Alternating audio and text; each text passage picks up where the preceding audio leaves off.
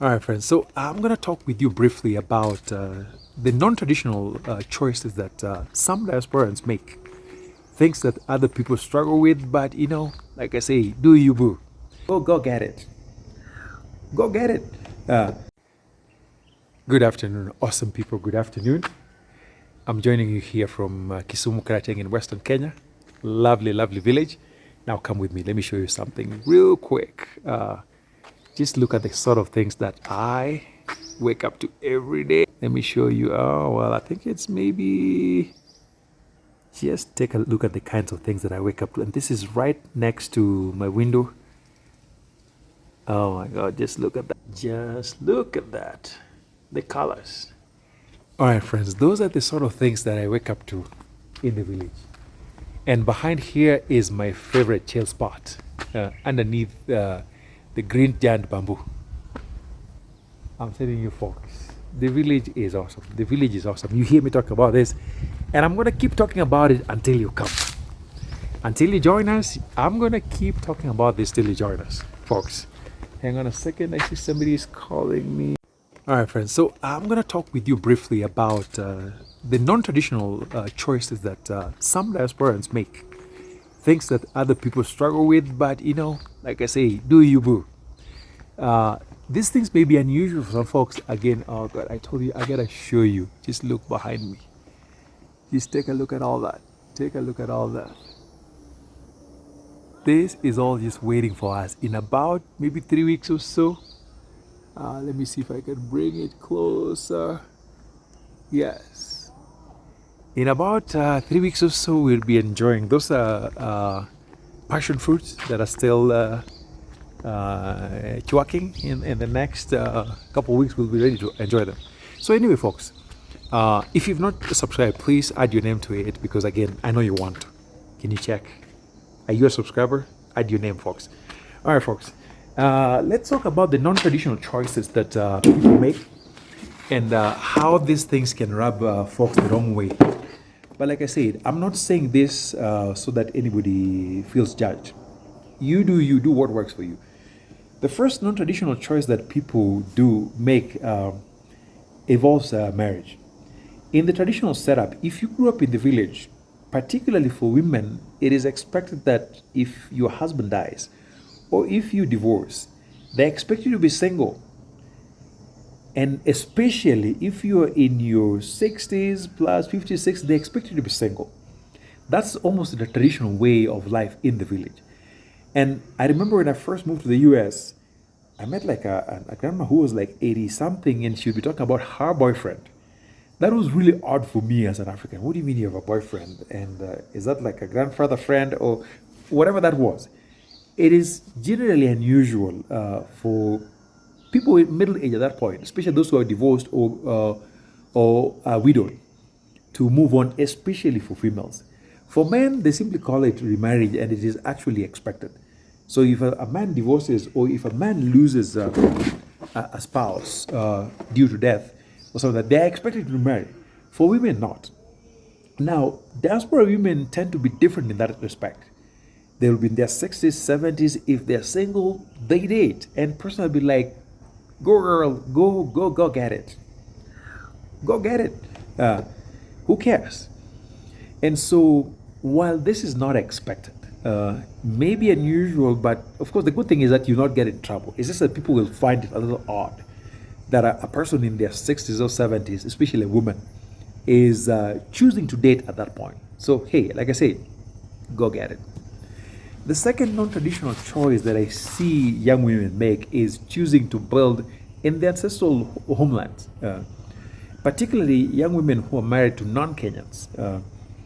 If you're married to non-Kenyan, you just choose to come and build in your parents' property or in your village. Because traditionally, if you're a woman from Karating, for example, then the expectation is that no matter your circumstances, even if you're going to build your own home, they want you to go build someplace else, not in your village. But at this point in life, who cares?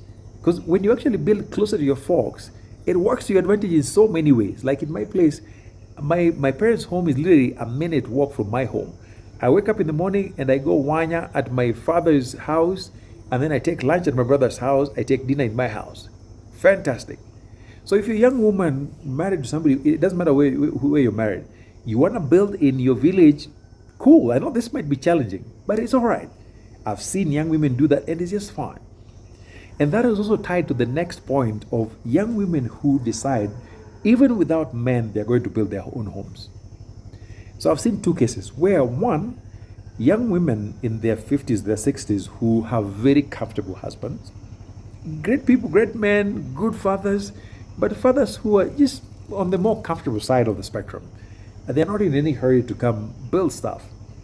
And so these young women choose to build either in their ancestral home or just buy land and build something.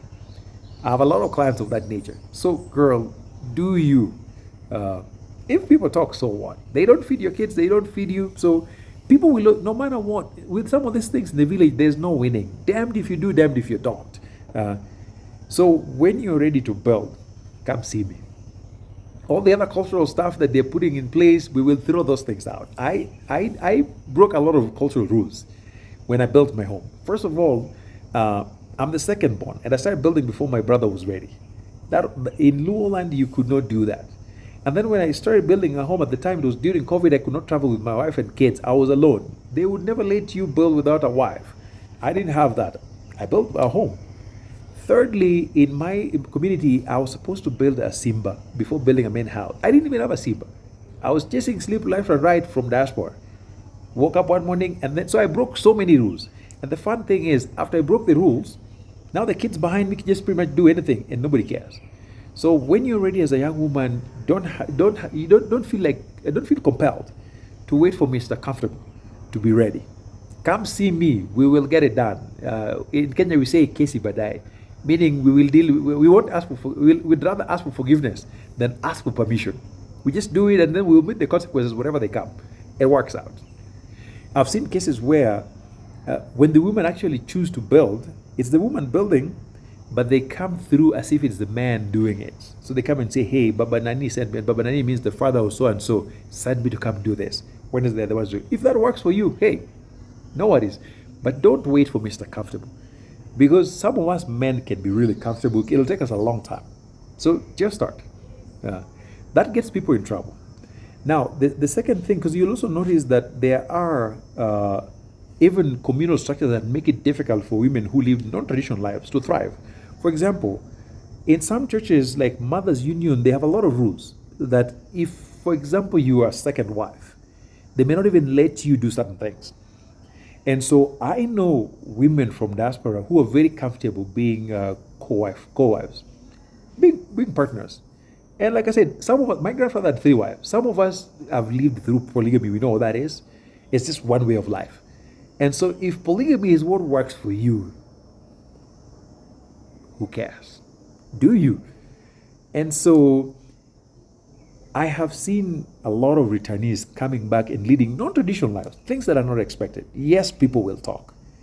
Even for me, people have said all kinds of things. But like I said, if they don't feed your children, theirs is just an opinion. Because for many of these things, damned if you do, damned if you don't. So if there's something that gives you joy and does not cause any real life harm, do you? You don't have to wait for somebody to approve your choices. So if you're going to go against the rules, just do what you gotta do. Because some of these rules were made to protect people with power in our communities. And we cannot be the ones perpetuating those same things. And in fact, when we break the stereotypes, it also really opens up doors for the people behind us. Like I told you, I broke so many rules when we were building our home here. And so the nice thing is all the young men behind me can pretty much do anything. Because they waited to see, well, if something was going to happen, now we're here 5, almost going on 6 years, and we're just fine. We're still alive. So feel free, break the rules, have fun. I'll see you in the next. Bye.